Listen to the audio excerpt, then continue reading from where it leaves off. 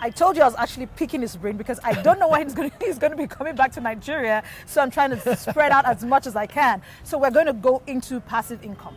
Okay. Yeah, we talked a little bit about it yesterday. So I want for the benefit. I don't want to benefit from this alone. I want it out there so people can benefit. Yes. Why is it important for one to start considering creating a passive income? This is a great passion of mine. I was a stockbroker for 10 years, and I made a lot of money as a stockbroker. The problem with being a stockbroker was that I had one source of income, and that income was dependent on how the market was doing. So when the market was good, I made lots of money that month. When the market went down, I made no money that month, you know. Oh my goodness. And that made it real difficult to plan and to, you know, save and, you know, all that sort of thing. And so I realized at some point I need to diversify my cash flow. I was a slave to that job. Stockbroker is an all-encompassing job. It's a lifestyle more than a job. And so I left the house about the time my children woke up in the morning, and I came home about the time they went to bed. And so my children, my 5 children, when they were little, I realized one day they know there's this guy that lives in the house named Dad, but they don't really know me, and I don't really get to know them because I'm gone too much. And I wanted to be home more. And so, but with that job, I couldn't. I was a slave to the requirements of that job. I had to do what was required. But if I had more sources of income, then I wouldn't have to be such a slave to it. It would reduce its hold on me.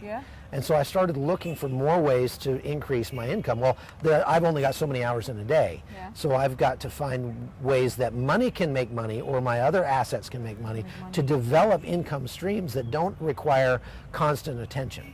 So things like rentals, we invested in rentals.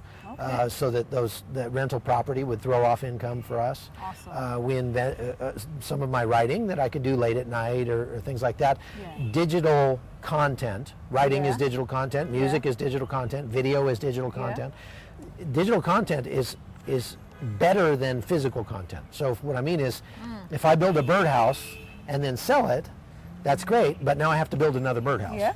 But if I write a book about a birdhouse and sell it, I don't have to write another book. I can keep selling that thing over and over and over again for years, and it becomes a passive income stream for me. So I began writing. I began, creating digital video content, stock footage, and we started reinvesting the money we made there into more physical streams of income, like rental properties and things like that. My goal, which we realized back in, I think, 2004 or so, was to have 10 streams of income. And what that does is 10 streams of income. And they don't have to be huge. They don't have to be huge. At all. Yeah, no, I'm not talking about enough to live on necessarily, but even if it's just $50 a month, just an extra 50, well, that's my light bill, or that's my internet, or that's my cell phone. You know, those things are taken care of now, right? And so if I can collect up enough of those, so I'll give you an example just from my personal life that just happened this year.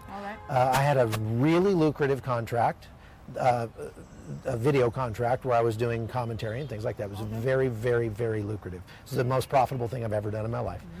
And I knew it wouldn't last forever. I didn't know how long it would last, but I knew it wouldn't last forever. So we didn't live on that money. We took it and we reinvested that money as we made it for 6 years. And it ended this January. Well, losing that kind of income would have hurt really bad to see my monthly income drop so much in 1 month. But because I have all those other streams of income, my bills are still paid. We're still getting along just fine. And even though I was kind of like, oh gosh, I was really sad that thing went away, we're okay because we planned ahead, and now we still have those other ones still going. And the last thing is, you never know which one of those is going to take off and buy you your first airplane, right? Did you hear that? If you keep, I call it throwing Jello against the wall to see what sticks. If you keep doing that over and over and over again, eventually one of those things is just going to take off for you. And then at that point you won't even need the rest of them. You just go, okay, game over, we're done. We can start. And a lot of people come to me and they say, well, as a Christian, you talk too much about that, and that's, how much is enough? And I say, look, we passed enough a long time ago. Okay, enough is not an issue for us at this, and praise God. but how much can you make and give away? I'm not here just to satisfy my own needs. I'm not here just to make my mortgage payment. I'm not here just to pay my cell phone Just bill. to get by, no. What if I can make the mortgage payments for 500 other people? Yes. Right? Right now, because of the businesses that we've started, because of those other income streams that we've put together, Yeah. there are 40 families whose livelihood depends on my ideas, on those things that I put together. There are 40 families who make their living and pay their bills and put food on their table because of the ideas that I put together with God's help, Yeah. and that He blessed, I think specifically for that reason. And let me ask you this, what's better? For me to give away all my money and then I'm out of money and that money's gone? Or for me to invest my money in things that will, in businesses that will give hundreds of people their livelihood oh my goodness. for years to come, and retirement, and Yeah. you see and what when I'm they're saying? empowered, they end up empowering other people. And then encouraging them to do the same thing. I'm all about training people to do exactly the same thing. Awesome. So you talked about digital content creation, which is, and what would you say is the future of that? Because I'm Yeah. thinking one can use that, one can leverage, content creators can leverage it, but how can they do Well, again, like I say, I mean, when you're creating digital content, you're creating a library of intellectual property that can sustain you for decades to come. Yeah. But you have to be intentional about that That's and treat it like a business. So you find something that you feel good doing. I really enjoy the work that I'm doing, making news, but then that video also has value for years to come. Yeah. And so I try to kind of combine those two. And so you have to say, can I make music? Can I write books? Yeah. Can I, what kind of digital content can I create? And then how can I create as much of it as possible and stack it up for later? I'm storing that up as an income stream. And, like for example, the stock footage that we do, Yeah. you can break that down to how much money we make per month per video online for sale, right? So right now our company has about 55,000 videos for sale online, and we can actually track what our revenue per video is per month. And so what Great. that tells me is, if I want to get our revenue up to this level, I have to add this many videos. That's all there is to it. It becomes a Great. very easily manageable thing. And I would say this is very important. What gets measured gets managed. If you're not measuring those things, you're not able to know how best to apply your time. That's quite profound. That's quite profound. Now, for someone who is a budding entrepreneur trying, get by, managing the 9-to-5, the everyday job, and trying to create a side hustle, how can they effectively do that?